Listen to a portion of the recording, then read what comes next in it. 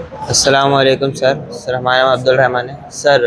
ہم نے سنے تھے لوگوں سے سر، وہ کہتے کہ اگر کوئی شخص چاروں امام کو نہیں مانتا مگر قرآن اور سنت سے چلتا تو اس کی نماز نہیں ہوگی، کیونکہ وہ چاروں امام میں سے کوئی ایک کو نہیں مانتا. وعلیکم السلام ورحمۃ اللہ وبرکاتہ. سوال یہ ہے کہ جو لوگ چار امام کو مانتے ہیں جیسے حنفی، شافعی، مالکی، حنبلی، تو کچھ لوگوں کا بولنا ہے کہ کسی ایک کے پیچھے چلنا پڑتا ہے، ایک کو پکڑنا پڑتا ہے. اگر کسی کو بھی نہیں مانے اور ڈائریکٹ قرآن اور حدیث کو مانے تو ایسے لوگوں کی نماز نہیں ہوتی ہے، ایمان ان کا صحیح نہیں ہوتا ہے. تو سب سے پہلے تو جو بولنے والے انہوں نے یہ کس بیس پر بولا؟ کسی امام نے ایسا کہا ہے کبھی؟ ایک بھی سٹیٹمنٹ نہیں لا سکتے آپ. چاروں اماموں کے سٹیٹمنٹ اگر آپ پڑھیں گے تو چاروں کا دور الگ رہا اور جگہ الگ رہی، مقام الگ تھا. جیسے امام ابو حنیفہ عراق میں رہے، امام مالک مدینہ میں رہے، تو ایسے آپ کو الگ الگ وقت میں ملیں گے. لیکن کسی کا کسی سے ملاقات بھی ہوئی.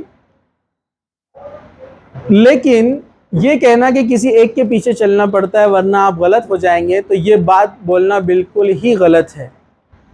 اب ہمارا سوال یہ ہے کہ لوگ بولتے بھی ہیں کہ امام ابو حنیفہ اللہ کے رسول کو مانتے ہیں، امام شافعی بھی اللہ کے رسول کو مانتے ہیں، امام مالک بھی، امام حنبل بھی، چاروں صحیح ہے. پھر چاروں صحیح ہے تو پھر اختلاف کیوں ہے؟ اگر چاروں صحیح تھے تو خانہ کعبہ میں کئی سالوں تک چار الگ الگ جماعتیں بنتی تھی. اس کے پیچھے یہ نماز نہیں پڑھتا تھا، اس کے پیچھے یہ نماز نہیں پڑھتا تھا. لیکن بعد کے دور کے جو علماء آئے انہوں نے اس جھگڑے کو ختم کیا، کہا کہ نہیں، ایک ہی امام رہے گا، سب اس کے پیچھے نماز پڑھیں گے.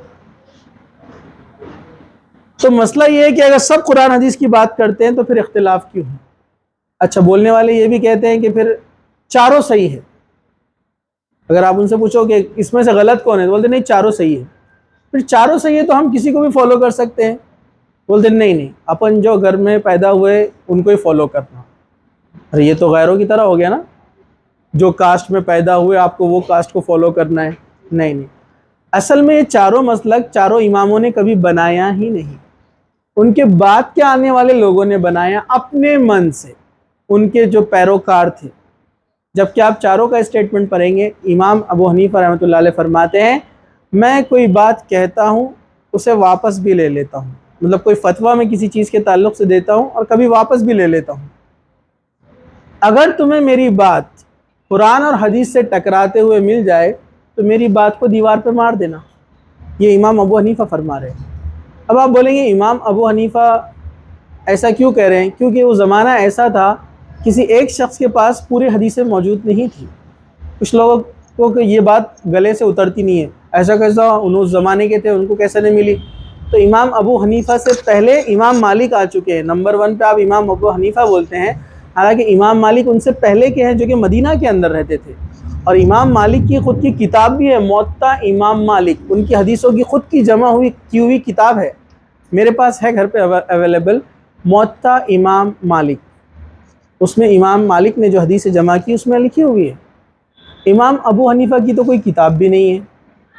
کچھ لوگ غلط بتاتے ہیں کہ ان کی کتاب ہے، نہیں، ان کی کتاب نہیں ہے. ان کے شاگردوں کی کتاب ہے. ان کے 2 مشہور شاگرد ہیں، امام ابو یوسف اور امام محمد. ان میں سے ایک شاگرد ان کے رفع دین بھی کرتے ہیں، آمین بالجہر بھی بولتے ہیں. امام ابو حنیفہ کے ڈائریکٹ اسٹوڈنٹ ہیں. تو آپ کیا بولیں گے؟ اب انہوں گمراہ ہو گئے؟ تو اصل میں اس زمانے میں جو تھے، جو ائمہ تھے، انہوں نے اپنے اپنے وقت میں بہت محنت کی دین کے لیے، اور جتنا کچھ ہو سکتا تھا ان کے پاس جتنا علم تھا لوگوں تک انہوں نے پہنچایا اور محنت کی، خوب محنت کی. بے شک چاروں کا مقام ہمارے نزدیک بہت اونچا ہے، لیکن ان کے بعد والے لوگوں نے کیا کیا؟ فکس کر دیا ہم امام ابو حنیفہ کے ماننے والے، ہم امام شافعی کو نہیں مانیں گے. حالانکہ چاروں نے اس بات کو کنڈیم کیا کہ کوئی بھی بات جو ہم بولتے ہیں ضروری نہیں ہماری بات کو مانا جائے. امام احمد ابن حنبل ایک بار مسجد نبوی میں اللہ کے رسول صلی اللہ علیہ وسلم کی قبر کے پاس بیٹھ کر درس دے رہے تھے. آپ سے جب سوال کیا گیا اس معاملے میں تو آپ نے کہا کہ دنیا کے کسی بھی انسان کی بات مانی بھی جا سکتی ہے اور انکار بھی کی جا سکتی ہے، سوائے اس قبر والے کے، یعنی محمد رسول اللہ صلی اللہ علیہ وسلم کے. مطلب آپ کا اشارہ یہ تھا کہ جب صحیح حدیث آپ کو مل جائے تو نہ امام شافعی کی مانیں گے، نہ امام مالک کی مانیں گے، نہ امام حنبل کی مانیں گے، کسی کی نہیں مانیں گے آپ۔ پھر امام بخاری، امام مسلم، امام ابن ترمذی، ماجہ، ابن نسائی وغیرہ سب نے بھی اسی پر محنت کی، کسی نے کسی مسلک کو فکس نہیں کیا تھا، بعد کے آنے والے لوگوں نے اس کو فکس کر دیا، اور یہ ایسا جب بولتے ہیں پھنس جاتے ہیں، چاروں صحیح ہے لیکن ایک مانگنے کا، کیسی بات ہے یہ؟ بولتے چاروں ایک سمندر ہے، چاروں نہریں وہاں سے آ رہی ہیں، تو کسی کو بھی لے لو، تو ہم بول رہے کہ ہم ڈائریکٹ سمندر میں جائیں گے نا، ارے برابر ہے کہ نہیں؟ ہم ڈائریکٹ سمندر سے ہی لیں گے نا جو لینا ہے، تو نہروں سے لینے کی ضرورت نہیں ہے نا، کوئی لے رہا ہے تو اچھی بات ہے، لینے دو، نہیں وہ مسائل ایسے رہتے، بہت اختلافی رہتے، اور یہ اور وہ، کچھ نہیں، دین بہت آسان ہے، ہم نے اس کو ہارڈ بنا دیا ہے۔ تو دلائل موجود ہے ہر چیز کے، ہر چیز پروف اویلیبل ہے، ضرورت ہے پڑھنے کی، لیکن آپ سے کوئی زیادہ بحث کرے تو آپ بحث میں مت پڑھیے، خاموشی سے سن لیجئے، کیونکہ ابھی آپ کو بھی علم حاصل کرنا بہت باقی ہے۔ صرف میں نے بول دیا آپ نے سن لیا، ایسا بھی نہیں ہونا چاہیے، بس میں بول دے رہا ہوں آپ مان لے رہے ہیں، کوئی مجھ سے اچھا بولے گا آپ اس کی مان لیں گے، کوئی اس سے اچھا بولے گا اس کی مان لیں گے، کوئی آپ کو کہے تو بولنا ہم پڑھ رہے ہیں، لیکن عقلی بات تو یہ ہے کہ لاجیکل یہی ہوتا ہے کہ اللہ ایک ہے، آخری نبی ایک ہے، کتاب ایک ہے، برابر ہے، پھر طریقے الگ الگ کیسے ہو سکتے ہیں؟ 4 نمازیں کیسی ہو سکتی ہے؟ حج ایک ہے سب کا، زکوٰۃ سب کی ایک ہے، نمازیں الگ کیوں ہیں؟